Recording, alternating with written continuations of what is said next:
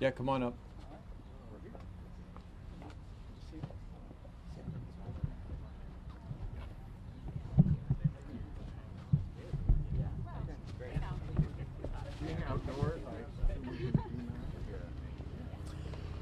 Thanks everybody for joining us for this very exciting announcement this morning. We all know that we need to confront the climate crisis that is already impacting all of our communities. And personally, as sort of a recovering engineer, I'm always looking for the real and pragmatic 80% solutions that get us to places rather than arguing about how we're going to do the final little touches to get someplace. And thanks to decades of work by researchers and entrepreneurs and scientists, we actually know what we need to do. By introducing the Electrifying America's Future resolution, we are saying loud and clear that our climate challenge is a solvable challenge. And when we solve it, we create millions of new, good-paying jobs that can't be outsourced, local, high-wage, blue-collar jobs in plumbing, in electrical, in efficiency, in HVAC. We reduce our energy bills to our constituents, and we improve air quality and public health. Put another way, we save lives.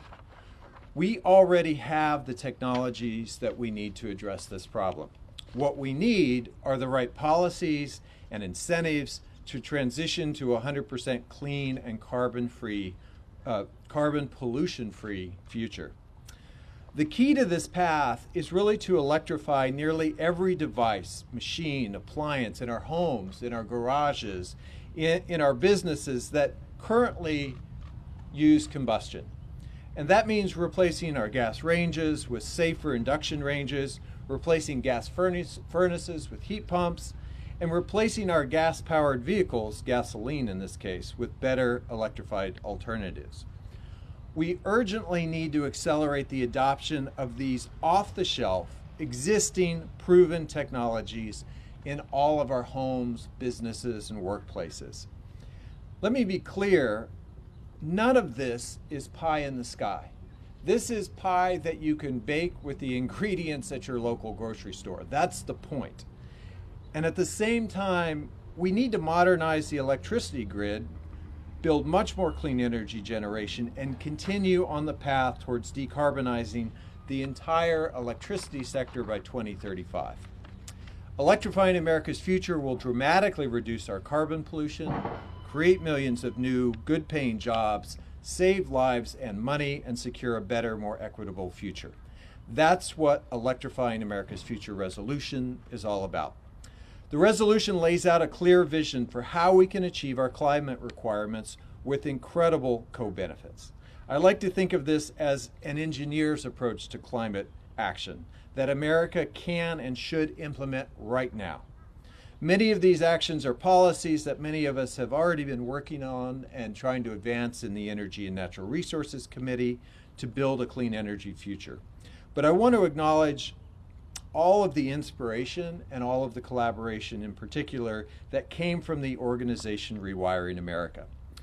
Rewiring has advanced a policy framework that demonstrates not just the dramatic climate benefits, but also the significant economic and jobs benefits for every community that can come with widespread electrification.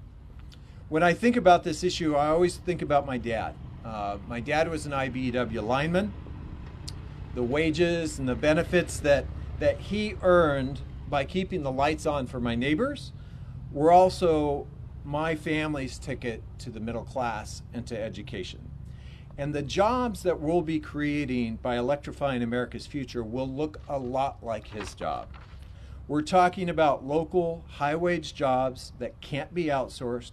We're talking about guys and women driving around in panel trucks, wiring in new 240-volt circuits, or installing mini splits and heat pumps and water heaters. These are the jobs and trades that will help us build our newly electrified clean energy economy. Tradesmen and women will install, maintain, even manufacture all these new solutions right here in America. And they will build the new clean energy generation and the transmission projects that will power our economy without emitting climate warming pollution. President Biden said it really well last month. He said that when he thinks about climate action, he thinks jobs, jobs, jobs.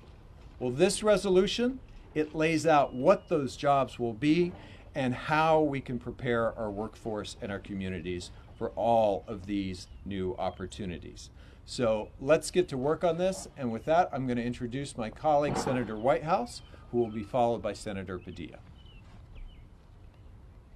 Thank you, Martin. The pathway to a safe climate future is clouded with fossil fuel industry lies, propaganda, and misrepresentations. And through all that, our engineer in the Senate, Martin Heinrich, has been able to cut a clear engineer's path showing that this is doable. It's doable with things we know. And in doing this, we will form a stronger economy and a stronger America, setting aside all the climate benefits.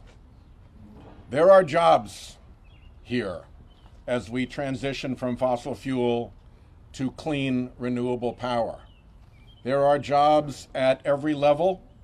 There are jobs in every state. We are seeing it in Rhode Island right now, where our success at getting the first steel in the water and the first electrons on the grid from offshore wind have prompted a revolution that the Biden administration promises will produce 30 gigawatts of clean offshore wind. And I will tell you that our labor unions are very excited about those extraordinary, strong jobs and what that will do to lift Rhode Island's economy. This is not only up and down throughout the economy, but it's also across the country from east to west coast. So let me hand the microphone over from Rhode Island to California. Senator Padilla. Thank you first to Senator Heinrich for bringing us all together here to introduce this important measure that will help electrify our nation and move us towards an emissions-free future. I too am, I won't say a recovering engineer. I don't think you ever recover from, earning your engineering degree, but part of the small but growing and powerful engineer caucus in the United States Senate. And I too love to see the practical solutions to our most pressing challenges.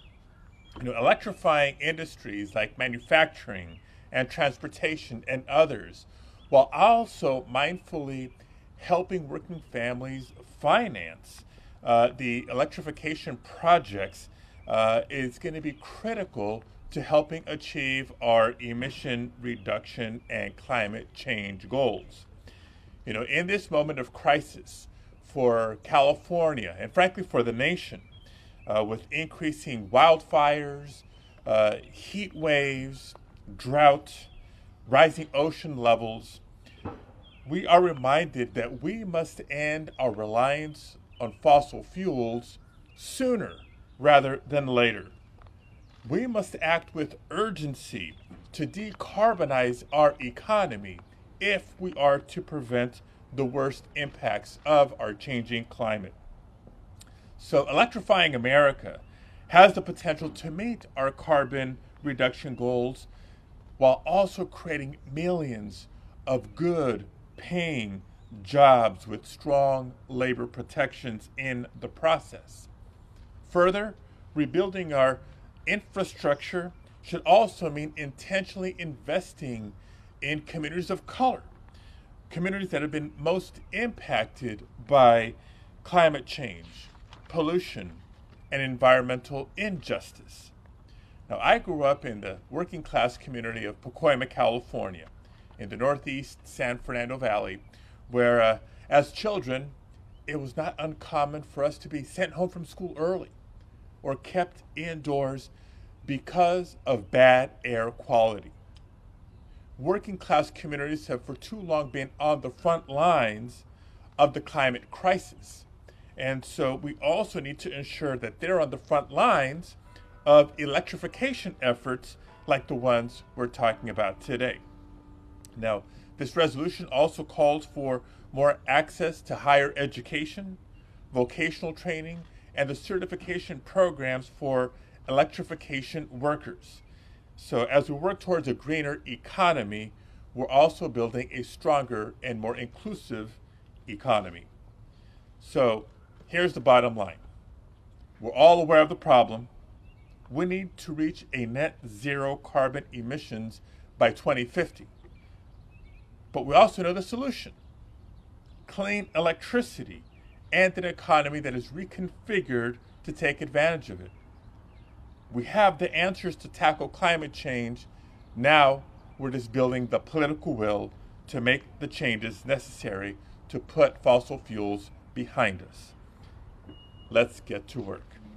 Thank you, Senator Heinrich. And if we're passing the baton here, let me turn it over to my colleague, Senator Dick Blumenthal. Thank you. Thank you. I feel like I ought to be singing, "This land is your land, this land is my land." We're going from California to Connecticut, from Rhode Island, but it really is. We're going to stuff New Mexico into the words. But New Mexico is leading. And that really is one of the most important points I can make. Martin Heinrich has really been at the lead of this effort. He has championed it. I want to express to him my personal thanks, as well as on behalf of all of our colleagues who are joining in this effort, and to the advocates who are here. You are really the ones who are driving and powering this movement. So to the moms, to the environmentalists, to everybody on our side here, thank you so much. It is enormously meaningful. And it really is a national issue. You know, we tend to think of our state as being the epicenter of the world. And of course, each of our states is. But we also know that emissions and the pollutants that are emitted by power plants have no respect for state boundaries. As Attorney General, I sued power plants located in the Midwest. Right now, the power plant in York Haven, Pennsylvania, not New Haven, Connecticut, is emitting powerful contaminants that are doing harm to Connecticut. The Brunner Power Plant in York Haven, Pennsylvania is just one example of how air contamination, pollution crosses state lines. We all have a stake in electrifying the entire nation. And it is really a win-win. It's not only lower emissions and cleaner air, it is also lower electricity rates across the country.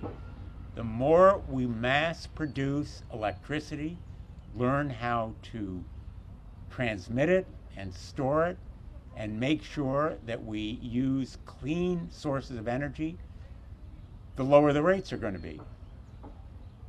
And we know in Connecticut, because we have pretty high rates, how important protecting consumers is. So this vision is a win-win for Connecticut and every single state across the country. And that's why this resolution is so profoundly important. It is a step that should be bipartisan. It should unite us as a nation. Red states, blue states, electrification is the key to all of them. And I'm really proud to stand here today with so many of my colleagues, and we're going to get it done. We have to get it done. It's a matter of literally our survival. So thank you to Senator Heinrich and all of our colleagues who are here today. And I think I'm now passing it back to Senator Heinrich. Well, if we can get some transmission built, New Mexico will be happy to send you some very cheap renewable energy. It is my honor now to introduce Ari Matusia from Rewiring America, and I just want to say again how grateful I am for as an organization pulling all of these things together that are so evident but not evident because they haven't been articulated in the way that Rewiring America has been doing. And thank you to the organization for really being the spark plug to get us all working together and moving in the same direction. Thanks. Ari? Thank you, Senator. Without changing a single policy, and by the most conservative estimates, over half of American households would save $27 billion on their energy bills today if the next time their furnace went out, their water heater went out, and their stovetop went out, they replaced it with a clean, efficient electric appliance. The thing that's getting in the way of that is political will and a plan to transition our economy to an electrified future. But thanks to Senator Heinrich and all of the other senators here and the 15 co-sponsors of this Electrifying America's Future resolution, we have a plan and we have a demonstration that the political will is here today. We started Rewiring America for two reasons. The first is the recognition that we cannot address our climate crisis without electrifying the economy, the entire economy. And the second is that America should be leading on the transition to a clean energy future in the world, maintaining its political and economic primacy for the 21st century and beyond. Most of the time when you hear about the climate crisis, it is framed in terms of the need for moonshot technologies or sacrifice that we each are going to have to make to adapt to a new reality. From our perspective at Rewiring America, the conversation is really not about moonshots. It's about the discussions that we each have at our kitchen tables each and every month. Because the reality is, the decisions that we make at our kitchen tables are responsible for 42% of the energy-related emissions in the United States. Our path forward requires us to electrify 121 million households. And that means building and installing 1 billion machines. Think about that for a second. 1 billion machines. That is an incredible opportunity for this country. Senator Heinrich and his fellow co-sponsors have created a plan that gets us to that future state. And let's understand what the implications are of that. Every American household will save on their energy bills, up to $2,500 a year. Low and moderate income households will be the most benefited of all.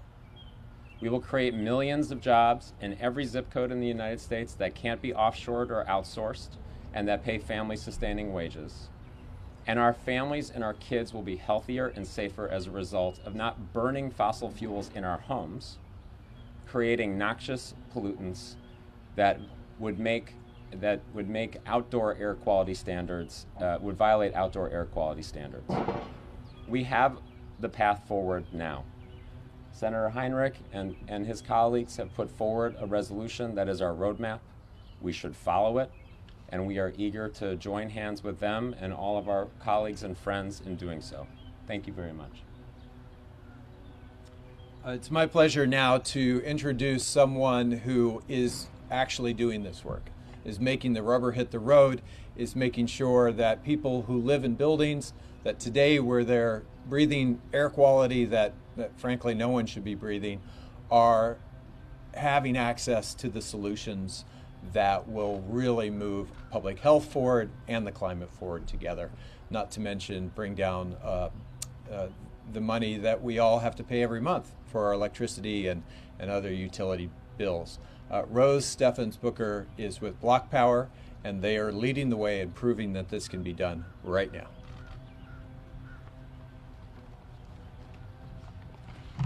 Thank you.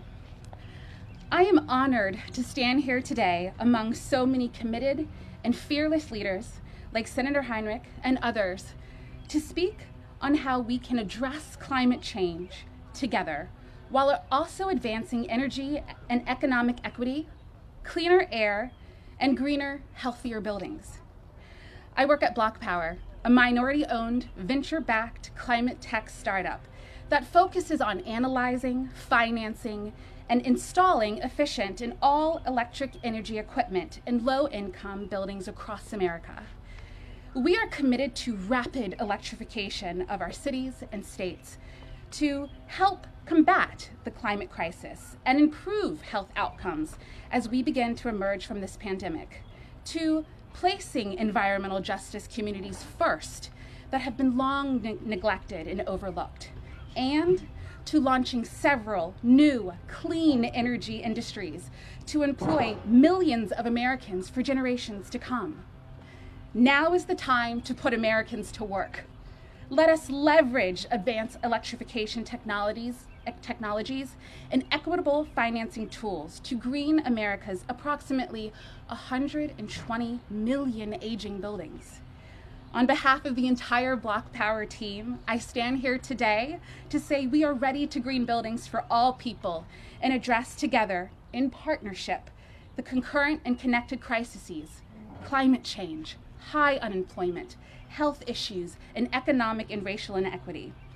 We challenge businesses and other local governments to join us, all of us, in this movement to electrify America. Thank you.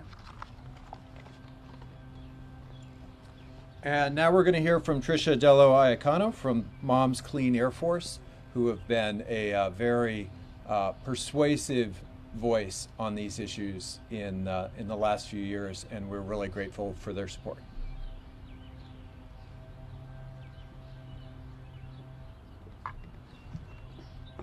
Good afternoon. I am Trisha Delawa Icono, the National Field and Legislative Manager for Moms Clean Air Force. Thank you to Senator Heinrich and all of his colleagues for the opportunity to speak today. We are an organization of over 1 million moms and dads fighting to protect the clean air for the sake of our children's health. The climate crisis is a health crisis that is threatening our children right now. That's why moms want our leaders to take action to cut the pollution causing climate change. The climate crisis is also disproportionately harming Black and brown communities. We need solutions now to ensure our children have a livable, safe, and equitable future. One of the most promising things we can do is electrify highly polluting sectors that are making climate change worse and make our air dirty. Electrifying the appliances and machines that burn fossil fuels will slash the kind of pollution that trigger asthma and heart attacks and send people to the emergency room. The Electrifying America's Future resolution will help families literally breathe easier as we cut more and more pollution from our buildings as well as from the construction, transportation, and manufacturing sectors. Moms Clean Air Force applauds Senator Heinrich for leading the way in transitioning American homes and businesses and prioritizing public health to address the climate crisis. I want to tell you a story about my colleague, Cynthia Moore. She leads our Latino outreach program called Eco. She lives in Las Vegas, Nevada, a city that recently received a failing grade for air quality from the American Lung Association, and where there is near constant construction.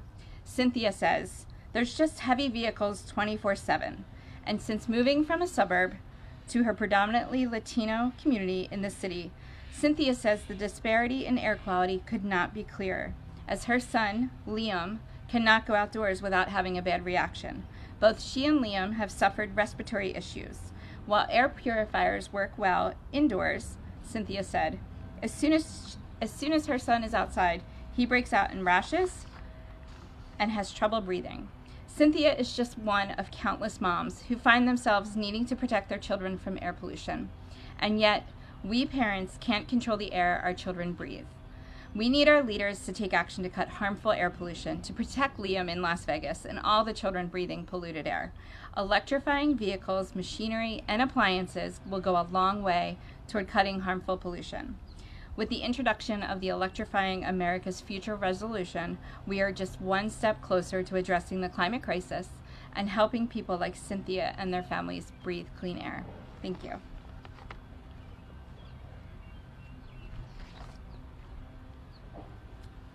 And batting cleanup here is my good friend Sam Ricketts from Evergreen Action. Thank you, Senator. Thank you all for being here today. I'll be very brief. Good afternoon. I am grateful, I am confident, and I am eager. I am grateful today for the leadership of Senator Martin Heinrich and his fellow senators for their leadership on this Electrifying America's Future resolution. I'm grateful to my colleagues in advocacy for fighting for and working their work to make this vision a reality here in Congress. For as long as I've known him, for over a decade, Senator Heinrich has been a stalwart champion who fights every day diligently for New Mexicans, for working people, for climate solutions, and for building a just and thriving clean energy economy. And I'm grateful for this vision that these senators, 15 of them today, have brought forward to the Congress for Electrifying America's Future. I'm confident as well in this package. This is a vision, a bold vision for how we actually confront the climate crisis, put millions of people to work, building a more just and thriving clean energy economy. How we get that 30% of gas use out of our buildings as across the country. How we put people to work in literally every community, retrofitting and upgrading buildings, installing electric efficient appliances, installing DG solar, installing electric vehicle charging stations. This is a jobs plan. This is a jobs plan that's also going to ensure it saves our planet. And if ever there's been a question in the past about do we have the technology, do we have the policy, those questions have long been answered. These are things we can do now. These are things we can start installing today that will save people money, will cut pollution, will create jobs. And then lastly, I'm eager. I'm eager to see our champion senators here put this vision of work at play in Congress now, as Congress gears up to respond to the President's American Jobs Plan with its own investment strategy for building this just and thriving clean energy economy. Behind us, this building is going to decide here what happens and how Congress can respond to the interwoven crises facing this country, the economic challenge we've been dealing with because of the COVID pandemic, the climate crisis, the crisis of institutional racism, even a democratic crisis. We have an opportunity now to reinvest in a just and thriving American clean energy economy run on clean electricity. And lastly, I'll just offer the immortal words of Marcia Griffiths, who in 1983 in her song said about the clean energy, prophetically about the clean energy future, ladies and gentlemen, it's electric.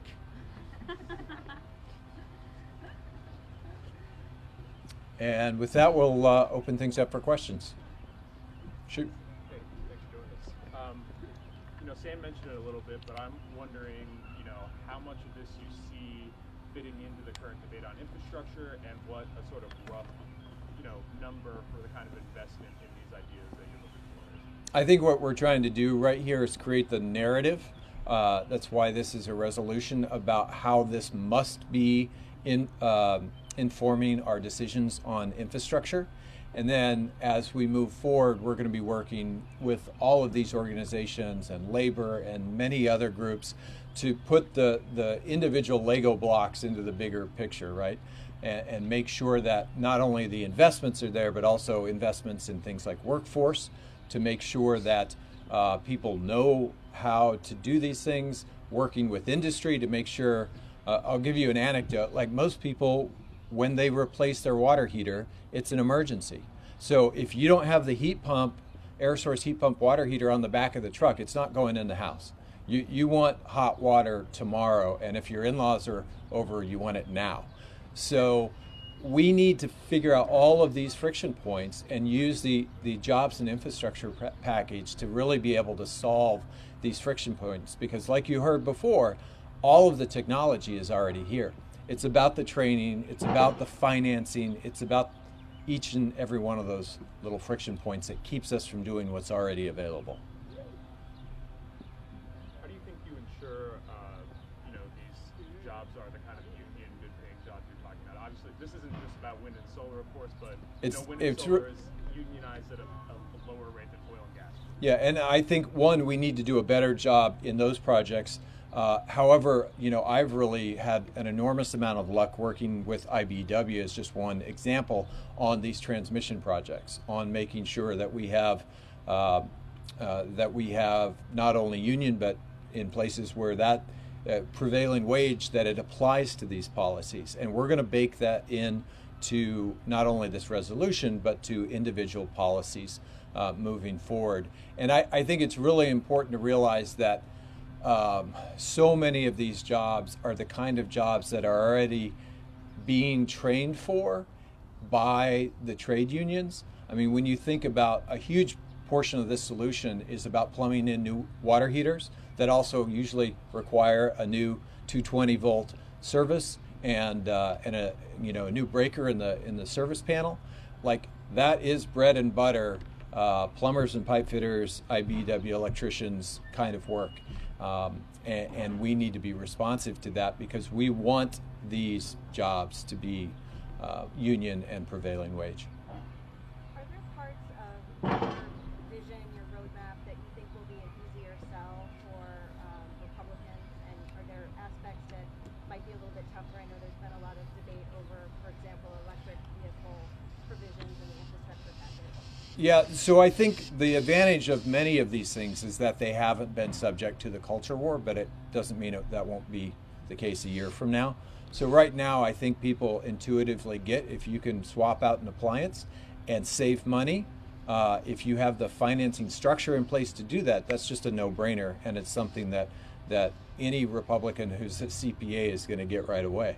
I think the bigger challenge is some of these things that have become lightning rods, more to do with people's talk radio shows and cable news shows than the actual sort of performance of the underlying technology on the ground. What would you characterize as a lightning rod?